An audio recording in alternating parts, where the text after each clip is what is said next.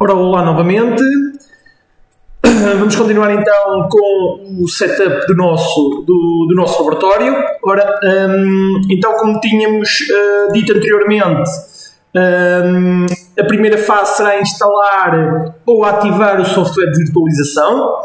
Para quem quiser utilizar o Hyper-V da Microsoft, terá que ir ao painel Control, Programs, Program Features e ativar o Hyper-V. Atenção que nem todos as versões do Windows permitem então a ativação.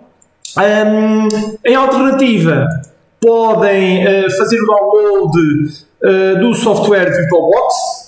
Está o link também nos recursos e na documentação já disponibilizada.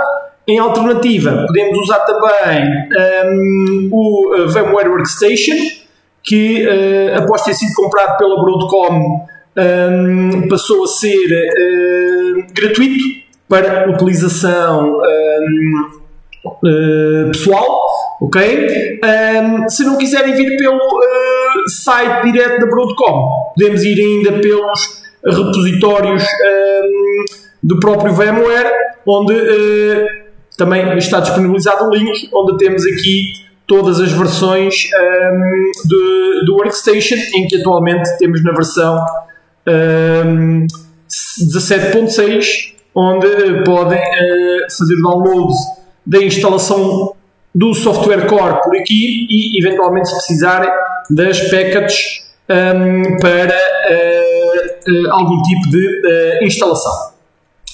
Após fazermos o download do suporte para virtualização, vamos fazer o download também da nossa plataforma que vamos utilizar, neste caso o Kali Linux.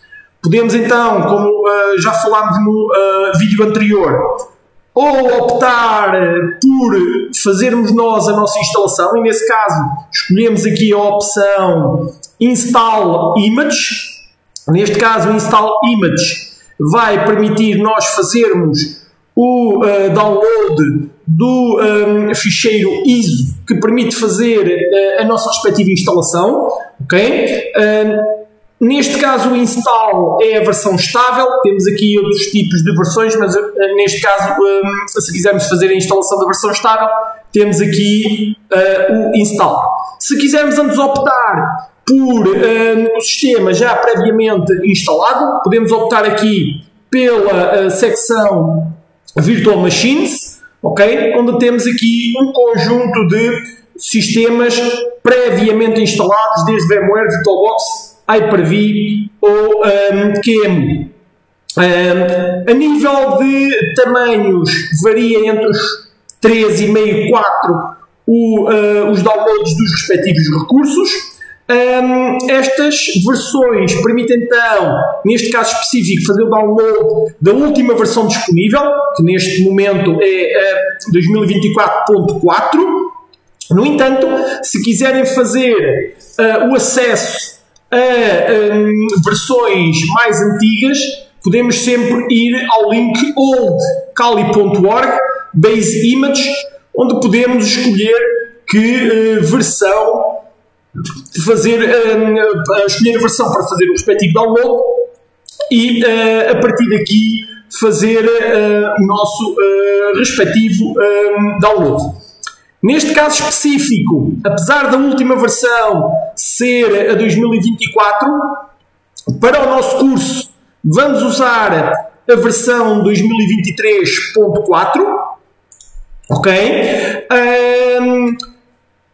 De referir que, à medida que as versões vão aumentando, existe sempre software novo que aparece e software antigo que desaparece. Ok? Por isso, se houver necessidade de trabalhar com algum tipo de software que nas versões atuais não trabalhe, e pode acontecer porque foram descontinuados ou porque deixaram de ter suporte em determinadas livrarias, muita situação pode acontecer. Software que que deixou de integrar as packages de instalação, ok?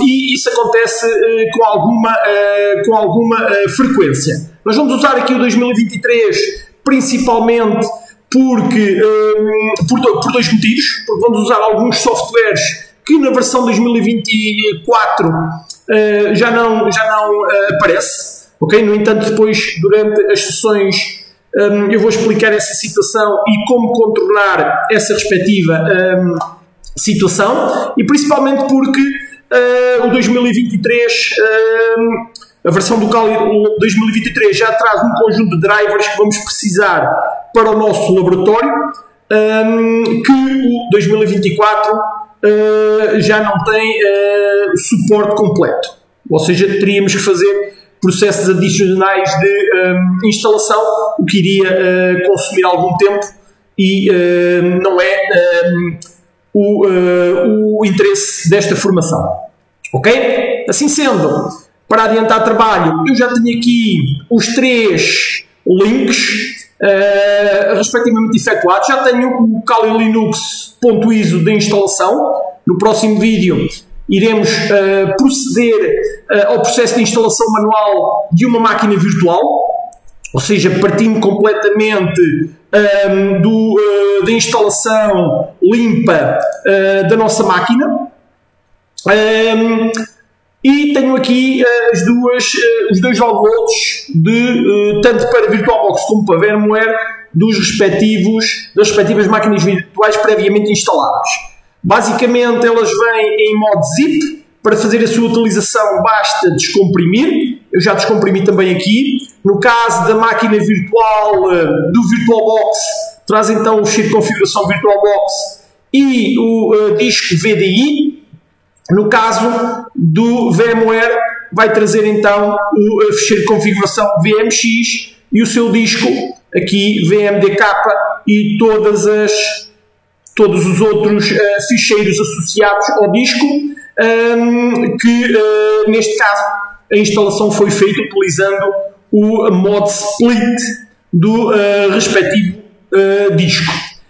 Uma informação importante: sempre que existir qualquer tipo de problema com a vossa máquina, e isso pode acontecer, ou porque houve uma instalação de software que provocou algum tipo de erro no arranque do sistema, ou que houve um crash da própria máquina virtual que corrompeu o disco, etc, etc, etc. Não apaguem os ficheiros do disco, sejam eles o VDI, sejam eles o VMDK, porque existem ferramentas que permitem aceder a estes ficheiros. Falamos nisso também mais a posteriori. Existem ferramentas que permitem aceder então aos respectivos ficheiros e permitir retirar o conteúdo que existe dentro desses discos virtuais. Assim sendo, permite sempre a possibilidade de recuperar ficheiros que tenham sido previamente armazenados.